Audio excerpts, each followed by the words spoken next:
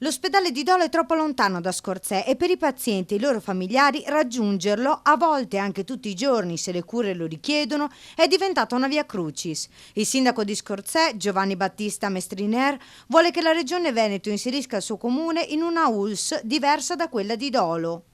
Infatti, in un comunicato scritto, o la regione ci garantisce collegamenti diretti con Dolo o ci sposta di ULSS.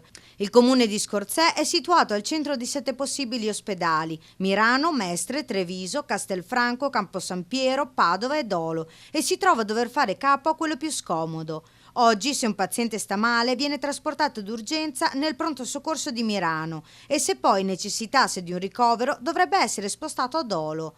Mestriner afferma infatti che l'ospedale a cui è legato Scorzè è scomodo da raggiungere. Con i mezzi privati ci si impiega 1 ora e mezza tra andata e ritorno, mentre con i mezzi pubblici occorre cambiare dai 3 ai 4 autobus, sperando nelle coincidenze. La cosa più assurda è che uno di questi autobus per Dolo ferma proprio davanti all'ospedale di Mestre.